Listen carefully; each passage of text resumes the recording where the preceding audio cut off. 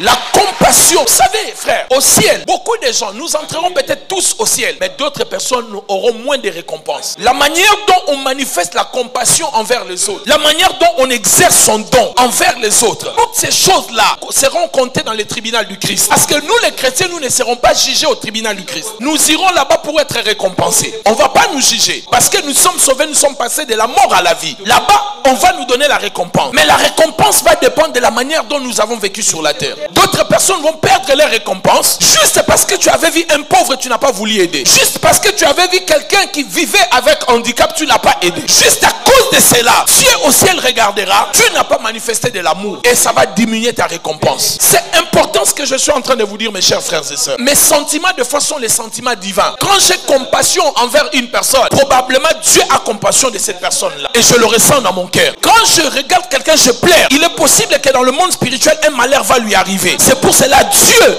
me communique ces sentiments-là. Vous comprenez, mes chers frères et sœurs? C'est tellement important ce que je suis en train de vous dire. C'est pour cela, mes bien-aimés, nous devons avoir de l'amour. Parce que l'église, c'est le lieu où les gens viennent trouver de l'amour. Vous ne savez pas, il y a des gens ici au son de ma voix. Certains d'entre vous, vous avez pris des décisions. Après ce moment, je vais aller me donner la mort. Après ce moment, j'arrête de prier. C'est mon dernier culte. Il y a des gens ici qui ont des décisions fermes dans leur cœur. Mais quand vous écoutez la parole change vos décisions. Je vous dis des choses vraies. C'est pour cela, quand on vient dans l'église, vivons comme dans l'église primitive. La force de l'église primitive, les gens étaient ensemble. Il y avait de l'amour. Les gens ne se critiquaient pas. Les gens manifestaient la compassion. Quand je vendais mon bien, j'ai distribué aussi à Divini, à Mama Yolande, Pasteur Rebecca. Je distribuais pour que tout le monde soit satisfait. Nous devons apprendre à vivre ensemble sur la terre parce qu'au ciel, nous vivons ensemble. C'est très important. On peut corriger. On corrige par amour. On peut frapper. On frappe par amour. On peut chercher le bien d'une personne. Mais le sentiment de l'amour, de l'unité, sont des sentiments de l'église. Et c'est ce qui a fait la force de l'église primitive. Vous devez être unis, église. Vous devez être unis. Vous devez devenir une famille. Vous savez, mes bien-aimés, s'il y a des chrétiens dans ces pays avec qui je peux faire des affaires, ce sont les frères et les sœurs du message, qu'on appelle de branhamistes. Ce sont des gens honnêtes dans les affaires. Je vous assure. Peut-être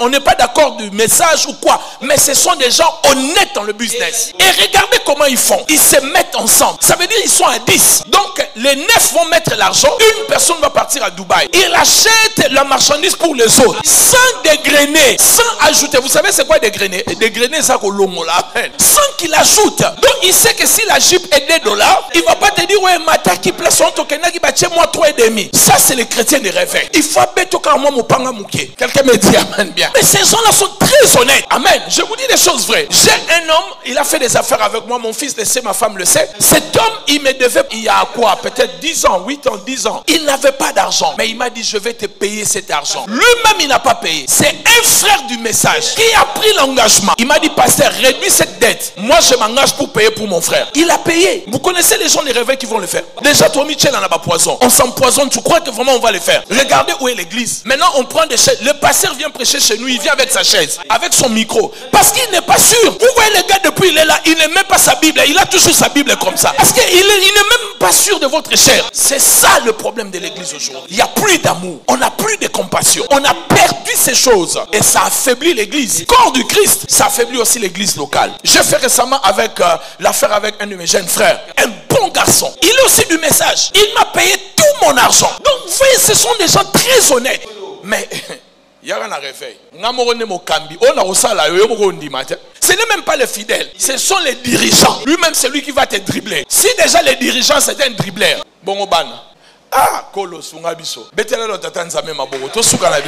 gloire au Seigneur. Nous acclamons Dieu.